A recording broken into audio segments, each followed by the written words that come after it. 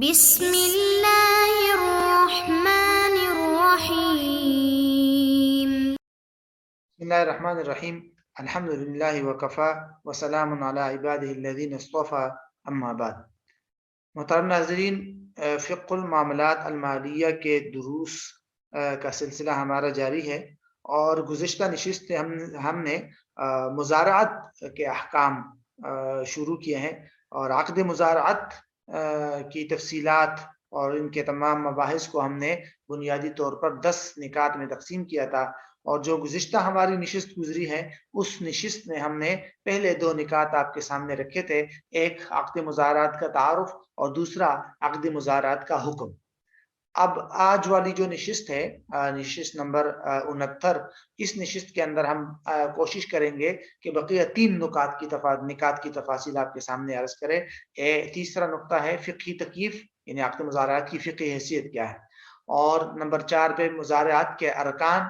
کہ اس کے بنیادی ارکان کون سے ہیں، اور نمبر 5 پہ عقد مزارعت کی بنیادی شرائط جو بہت اہم ہیں۔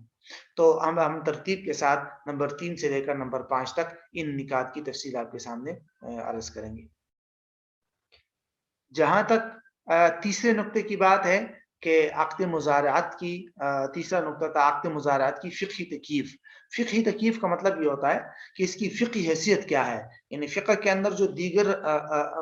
جو معاملات ہیں جن کو فقہا نے الگ الگ نام دیے ہیں، شرکت ہے ایک، اس کی خاص حیت ہوتی ہے، اس کی ایک خاص ماہیت ہے، اسی طرح بیوع ہے جس کو یہ خاص ماہیت ہے کہ ایک طرف سے قیمت ہوتی ہے، دوسری طرف چیز ہوتی ہے، اجارہ ہے جس کی ایک خاص حقیقت ہے کہ ایک طرف سے سروسز اور خدمات ہوتی ہے اور دوسری طرف سے کوئی قیمتی چیز ہوتی ہے، قیمت وغیرہ یا کوئی اس طرح۔ تو ایک خاص ماہیت اور ایک خاص حقیقت ہے مختلف عقود کی۔ تو عقد مزارعت کی جو حقیقت ہے، عقد مزارعت کی جو ماہیت ہے، یہ کس قسم کا عقد ہے، اور اس پر فقہ کی کون سی یعنی کس قسم کا عقد جو ہے وہ اپلائی ہوتا ہے، لاگو ہوتا ہے، یا اس کا اطلاق ہو سکتا ہے۔ تو عمومی طور پر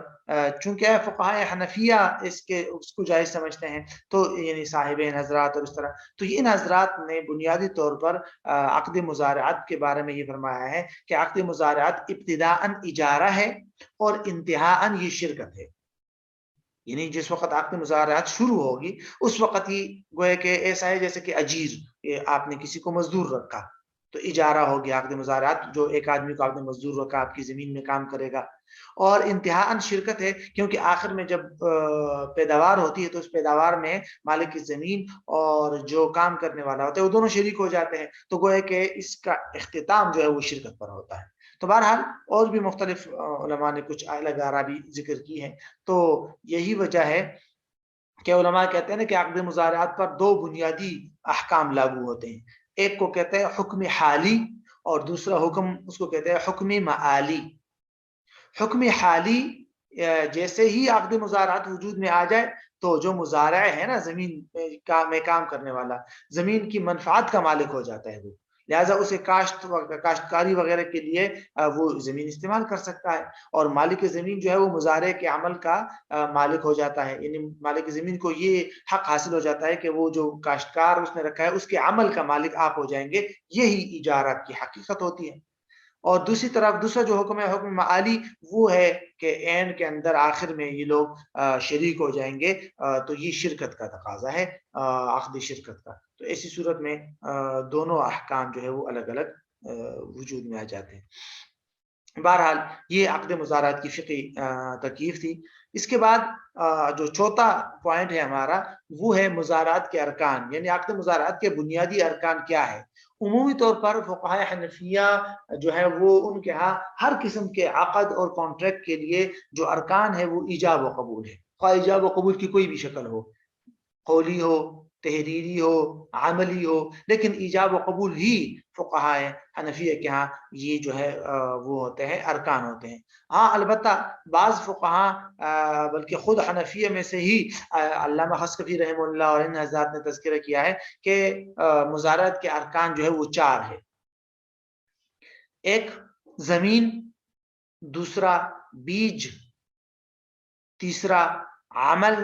اور چوتھا آلہ، جس کو آلہ سے تعبیر کرتے ہیں، مثلا آلات جو ہوتے ہیں ٹریکٹر یا بیل جو پرانے زمانے میں ضرورت پڑتی تھی زمین میں ہل جوتنے وغیرہ کے لیے، تو آلات سے تعبیر کر سکتے ہیں اس کو۔ تو یہ 4 چیزوں کو عقد مزارات کے ارکان قرار دیا گیا ہے، اور ان 4 ارکان کو ذہن میں رکھنا ضروری ہے، کیونکہ آگے مزارات کی کچھ جائز اور ناجائز صورتیں آئیں گی، تو ان میں ان 4 جو ارکان ہیں ان کا بڑا عمل دخل ہے، یہ ذہن میں ہو تو انسان کو وہ صورتیں بھی ذہن نشین ہو جاتی ہے پھر۔ تو بہرحال یہ ہمارا چوتھا نقطہ تھا مزارات کے ارکان کا۔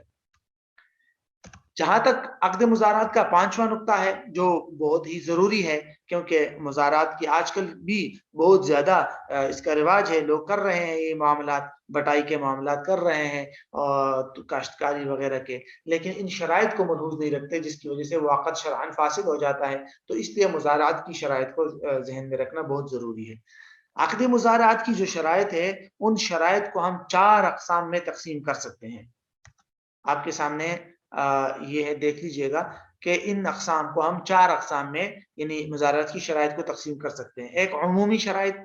نمبر 2 بیج کی شرائط، نمبر 3 زمین کی شرائط، نمبر 4 پیداوار کی شرائط۔ یہ 4 قسم کی شرائط ہے۔ اس نقشے میں آپ دیکھ سکتے ہیں کہ بنیادی طور پر جو عمومی شرائط ہے اس میں ایک ہی بات انسان کے ذہن میں ہو تو کافی ہے، وہ ہے اہلیت،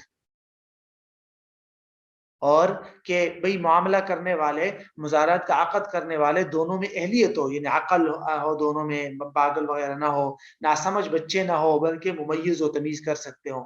اسی طرح بیج سے متعلق 3 شرائط ہیں، زمین سے متعلق جو ہے وہ 3 شرائط ہیں، اور پیداوار سے متعلق 2 شرائط ہیں۔ تو 6 شرائط یہ ہے، اور عمومی شرائط کے اندر جو عقل، بلوغ تو خیر شرط نہیں ہے، عقل، تمیز وغیرہ ان سب کو ملائے تو اس کو ایک شرط قرار دیا جا سکتا ہے کہ عمومی شرائط میں صرف ایک ہی چیز ہے، وہ ہے اہلیت۔ تو یہ بنیادی طور پر ہمارے سامنے کل 9 شرائط آ جاتی ہیں۔ اب ان کی ذرا مختصر سی وضاحت دیکھ لیتے ہیں۔ جہاں تک عمومی شرائط کی بات ہے تو عمومی شرائط کی تو وضاحت میں نے کر دی کہ عمومی شرائط کا مطلب ہے کہ وہ تمام شرائط جو کسی بھی کانٹریکٹ کرنے والوں کے لیے ضروری ہوتی ہے، عقل ہو، ان میں تمیز وغیرہ ہو۔ پھر دوسرے نمبر پر ہے بیج سے متعلق شرائط۔ تو بیج سے متعلق جیسے میں نے بتا دیا کہ بیج سے متعلق 3 شرائط ہیں۔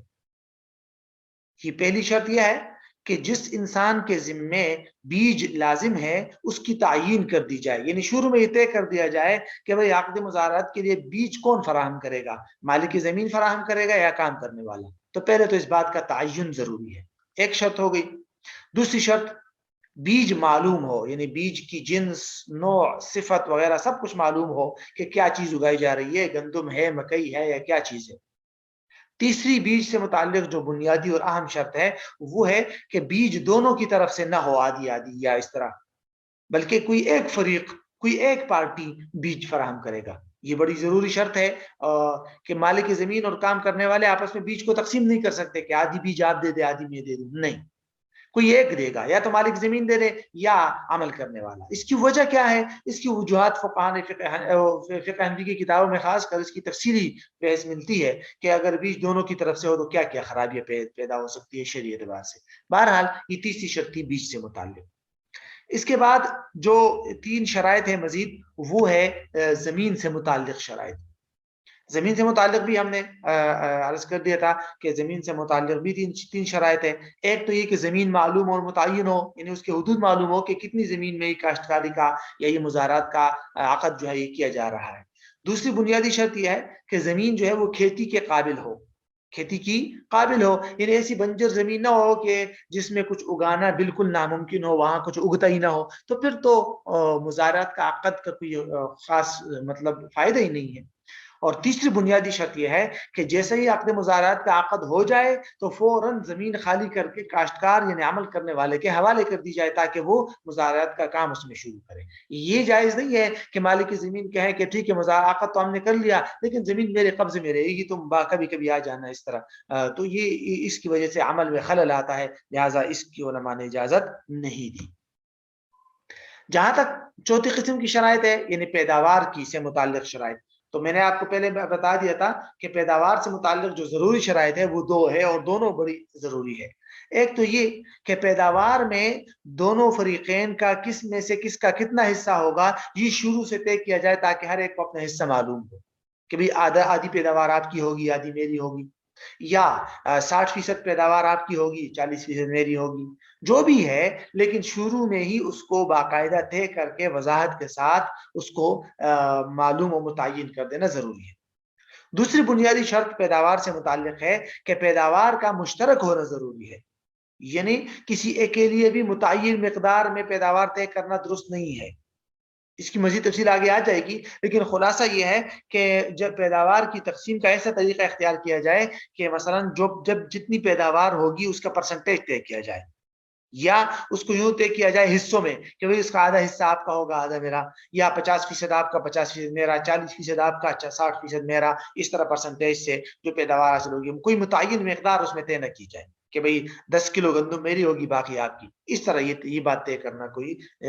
درست نہیں ہے اور ناجائز ہے. تو بہرحال یہ مزارعات کی شرائط سے متعلق جو تفصیلات تھی یہ آپ کے سامنے آ گئی, تو اس سے ہمارا مزارعات سے متعلق جو 5واں نقطہ تھا وہ بھی مکمل ہو گیا.